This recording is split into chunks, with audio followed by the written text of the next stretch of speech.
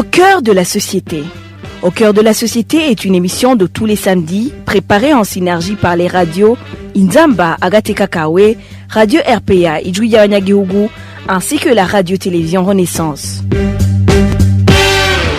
Ils mènent leurs activités agropastorales dans un terrain leur prêté par la Maison Shalom depuis plus de 6 mois dans le district de Bugesera, situé dans la province est du Rwanda. Les réfugiés burundais et la population haute ont récemment récolté le maïs. C'est sur cette première récolte que nous allons nous focaliser dans le mini-magazine au cœur de la société de ce 20 février 2021. C'est Émile Nibasumba à la présentation. Bienvenue. C'est la coopérative Giriteeka qui a eu sa première récolte de maïs ce jeudi dans le secteur Nyamata, c'est au sud-est du Rwanda. Thierry Bigirindavi de la télévision Renaissance était sur place. Sur la colline Murambi du secteur Nyamata dans le district de Bugesera dans la province de l'Est du Rwanda, exactement à 3 km de la ville de Nyamata, il y a une propriété foncière d'une superficie de 4,5 hectares qui fait la différence sur cette colline. Un vaste champ de maïs verdoyant s'étend sur la grande partie de cette propriété. Sur l'autre partie, il y a une plantation de manguiers, un champ des aubergines, une bananerie, un poulailler et une porcherie. Cette propriété appartient à la coopérative Giriteeka qui regroupe les réfugiés burundais et une communauté locale du pays hôte. Cette burundaise, membre de la coopérative Giriteeka, ne doute pas de la réussite de leur projet. On s'est mis ensemble avec les Rwandais et on a bénéficié des formations avant de démarrer ce projet. Nous cultivons le maïs, nous élevons les porcs et les poules. Nous espérons un bon résultat. C'est dans l'espoir qu'on s'est investi beaucoup et ne doutons pas que ce projet portera ses fruits. Ouiman Rachel, une Rwandaise membre de la coopérative Giriteeka, indique que l'intégration des réfugiés burundais a été non seulement facile, mais aussi une aubaine pour la communauté rwandaise de Nyamata. Les Burundais et les Rwandais, nous sommes les mêmes. On est fiers d'eux. Ce sont par ailleurs des gens intègres. Nous avons plusieurs ressemblances. Nous souhaitons que notre projet avance bien. Cela facilitera notre développement et celui des nôtres.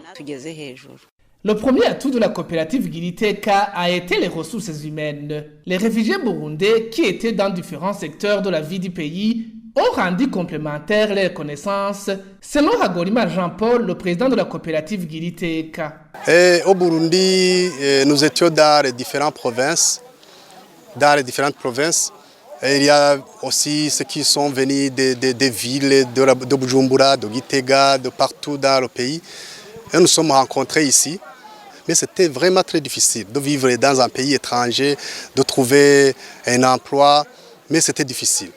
Mais nous avons vu, si nous voulons vivre vraiment, il faut, je peux dire en Kirundi, ce qu'on disait en Kirundi, et nous avons dit alors, il faut travailler. Il y avait des infirmiers, il y avait des docteurs, il y avait donc dans tous les secteurs. Donc nous avons mis la force ensemble. Nous avons dit avoir des connaissances partout. Nous avons des agronomes, nous avons des vétérinaires qui nous ont donné des connaissances et nous sommes ici vraiment, nous avons mis ensemble ce que chacun peut faire. Cette coopérative compte 120 membres, dont 84 Burundais et 36 Rwandais. Elle a reçu l'appui financier et technique de l'ONG Maison Shalom International. Sur ce terrain de 4,5 hectares, la coopérative Giriteeka a planté le maïs sur plus de 3 hectares. Elle compte obtenir en tout une récolte de plus de 20 tonnes. Selon Wilhelmine Wibereho, responsable du programme d'appui économique au sein de la Maison Shalom, ce terrain a été gratuitement prêté à la Maison Shalom par un partenaire pour une période de 5 ans. En cédant ce terrain, en fait, la Maison Shalom voulait aider les personnes qui n'ont pas d'emploi pour avoir une occupation qui peut leur aider à générer des revenus. lesquels revenus va les aider à prendre en charge leur famille, à subvenir à certains de leurs besoins. Au micro de Bertrand Ngendakuriyo de la radio Inzamba, Wilhelmine Wibereho explique également l'avantage de travailler en coopérative. Travailler en coopérative, travailler en équipe présente beaucoup d'avantages. Je vais donner quelques-uns, en commençant par le fait que les connaissances, les expériences de chacun, de chacune sont partagées parce qu'on ne peut pas tout connaître. C'est mieux quand chacun apporte ce qu'il sait, ce qu'il connaît pour que ça aide dans le bon déroulement du projet. Autre chose, c'est que, comme on le dit, l'union fait la force, tout ça. C'est bon quand il y a des travaux qui demandent de la force physique. Je reviens sur les activités agropastorales, ça demande de la force physique. Alors ça présente un avantage quand vous travaillez ensemble parce que vous partagez les tâches et puis aussi quand vous mettez ensemble la force, l'activité va vite. Autre chose, c'est que même pour s'il y a des opportunités qui se présentent, des bailleurs qui se présentent, ils préfèrent beaucoup plus travailler avec des gens qui travaillent en équipe, qui travaillent en coopérative, que travailler avec des gens qui sont seuls. Tu vois.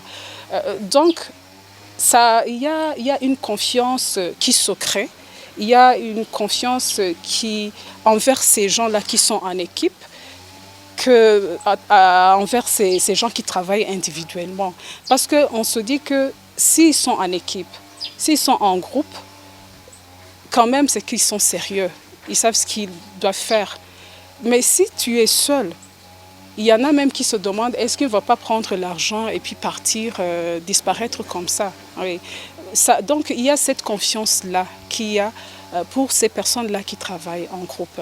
Mais avant de créer une coopérative ou une association, selon Wilhelmine Wibereho, les réfugiés burundais devraient d'abord vérifier s'ils comprenaient de la même façon l'objectif visé pour éviter les dislocations qui surviennent souvent dans ce genre d'association.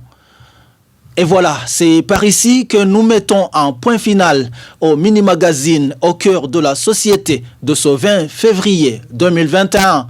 À la présentation, c'était Émile Nibasumba. Au revoir. C'était l'émission Au cœur de la société.